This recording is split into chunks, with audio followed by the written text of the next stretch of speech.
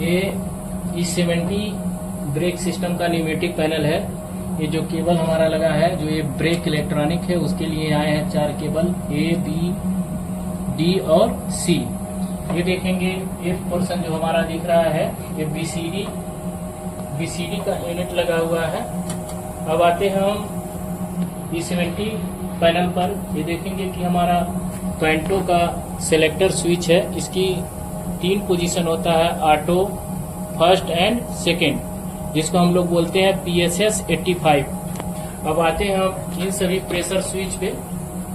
ये जो हमारा राइट साइड से पहला नंबर प्रेशर स्विच है, ये पैन 1 का प्रेशर स्विच है। ये 9/2 होता है, जो कि पैन 2 का प्रेशर स्विच है। ये देखेंगे कि लिखा है 69 इमरजेंसी ब्रेक का प्रेशर स्विच है। ये 26 है 4 नंबर पे, जो कि MCPA जस्ट लाइक RGCPA है। MCPA को जो कट इन कट आउट कराता है, उसका प्रेशर स्विच है। इसकी सेटिंग 7 से 7 पे कट इन होता है और 8 kg पे कट आउट होता है। ये है 59, जो कि SWC जैसे होता है। SA9 का प्रेशर स्विच है। ये हमारा है 34 FP पाइप, यानी FP के लिए प्रेशर स्विच लगा है 34। ये हमारा है 60 नंबर BCD, यानी विजिलेंस के लिए प्रेशर स्विच है। ये 44 नंबर जो हमारा एयर फ्लो मेजरिंग के लिए प्रेशर स्विच लगाया गया है 44। अब आते हैं हम कॉक पे। ये देखेंगे कि हमारा ये 2 काक लगा है।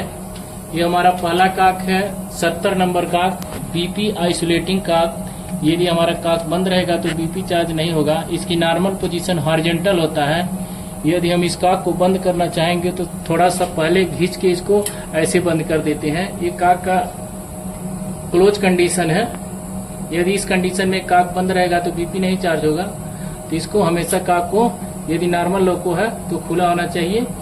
सेम उसी तरह से ये हमारा 74 नंबर काक है। इमरजेंसी एग्जॉस्ट काक बोला जाता है। जैसे कन्वेंशनल में IP का काक होता है, वैसे इसमें 74 काक है। नेक्स्ट पे आते हैं। एक हमारा ये देखेंगे कि 136 नंबर काक है, जो फीड वाल्व का काक है। ये इसका ओपन कंडीशन इसी तरह से है। यदि इसका बंद कंडीशन देखेंगे तो ये हमारा एक क्लोज कंडीशन है, ये हमारा ओपन कंडीशन है। नेक्स्ट एक काक और है मेरा 47 नंबर काक, जो कि यहाँ दिख रहा है। ये है 47 नंबर का। ये नॉर्मल में क्लोज रहता है। जब हम डेट बनाते हैं तब इस काक को खोलते हैं। और इसी के बगल में एक EP26 केबल है। इसी साइड में देखेंगे कि सबसे नीचे हमारा एक सेंडर का काक है। इसका नॉर्मल ओपन कंडीशन हॉरिजॉन्टल है, जैसा कि आप यहाँ देख पा रहे हैं। 2 काक लगे होते हैं, दोनों नॉर्मल है।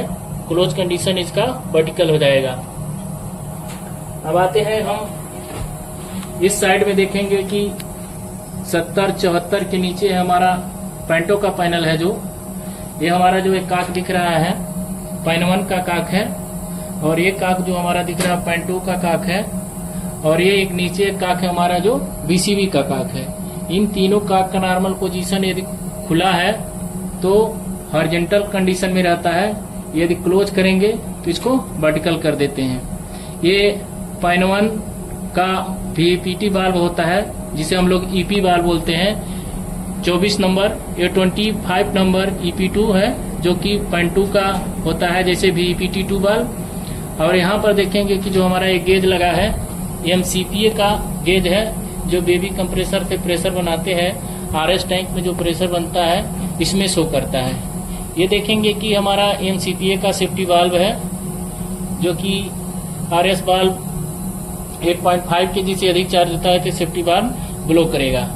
इसके बाद देखेंगे यहाँ जो हमारा ये लगा है, ये MCPA का ड्रेन काक है। ये अभी ये पाइप के पैरेलल में है तो क्या है, क्लोज है। यदि ये ऐसा है तो ये ओपन कंडीशन में है, अर्थात इसका क्लोज कंडीशन पाइप के पैरेलल में है। ये MCPA को ड्रेन करने वाला काक है। और ये देखेंगे कि हमारा MCPA है। यहाँ से हम MCPA का ऑयल चेक करते हैं। नेक्स्ट देखेंगे कि ये हमारा जो पोर्शन दिख रहा है ये E70 वाल्व है। इस पे 6 EP वाल्व लगे होते हैं, EP15, EP16, EP17, EP18, EP19 और एक वाल्व यहाँ पर लगा होता है EP36। और ये हमारा है यानी E70 वाल्व का जो ऑपरेटिंग प्रेशर है उसको एडजस्ट करने के लिए ये लगाया गया है। अब नीचे देखेंगे कि ये हमारा DB है, डिस्ट्रीब्यूटर वाल्व, और ये हमारा क्विक रिलीज है। यदि कभी ब्रेक सिलेंडर पकड़ा है तो इसके द्वारा हम रिलीज करते हैं। और ये देखेंगे कि हमारा DB का आइसोलेटिंग हैंडल है, इसके द्वारा DB को आइसोलेट किया जाता है। ये वाल्व देखेंगे कि हमारा ये जो वाल्व दिख रहा है ये D257 होता है, जो कि कोएक्शन जब ब्रेक काम करता है तब ये काम आता है। ये जो वाल्व हमारा दिख रहा है ये वाल्व हमारा D258 वाल्व है, और इसके जो EP वाल्व लगे हैं 31, 32 यहाँ पर लगाए गए हैं। और ये हमारा फीड वाल्व है, और इसका फीड वाल्व का आइसोलेटिंग का यहाँ लगा हुआ है 136। ये हमारा जो दिख रहा है ये फीड वाल्व को प्रेशर जो रेगुलेट किया जाता है उसके लिए रेगुलेटिंग PRV है।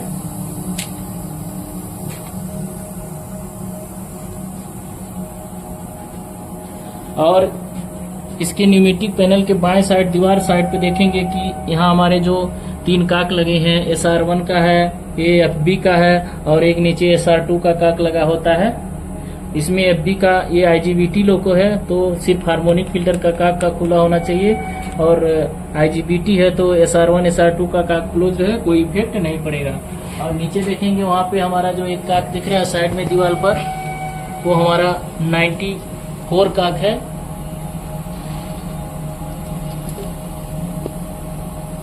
जो आपको काक दिख रहा है वो हमारा एक 94 काक है।